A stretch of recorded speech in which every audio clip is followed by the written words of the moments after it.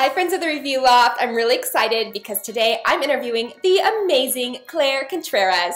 She's the author of 6 different books, but I'm going to be chatting with her about her latest hit, Kaleidoscope Hearts, which just so happened to put her on the USA and New York Times bestseller list. Hi Katie and Review Loft, I'm so excited to be talking to you guys today.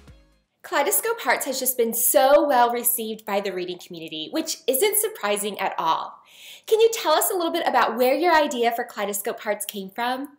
Kaleidoscope Hearts is actually a story I've had in my mind for a long time, and I've been debating whether or not to write it. So originally it was a girl falling in love with her brother's best friend, and it was kind of that forbidden, and it still is, but it blossomed into something just so much more than just that.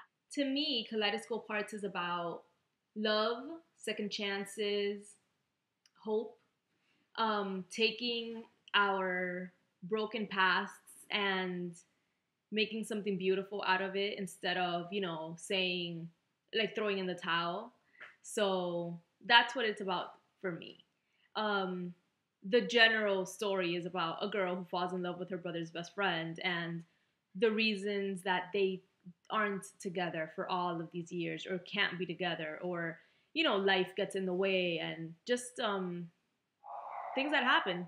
It was so much fun to spend time with the whole group while I was reading Kaleidoscope Hearts. So I know this question might be a little difficult to answer, but who is your favorite person to spend time with while you were writing out this story?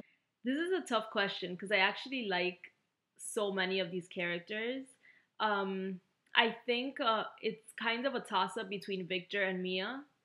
Mia because she's just funny, and I feel like she has so much going on in her own life and everything that she's been through that it's cool to see how she supports her best friend, even like despite everything in her life, and she goes to these places knowing she's going to see people that she doesn't necessarily want to see, but she does it because she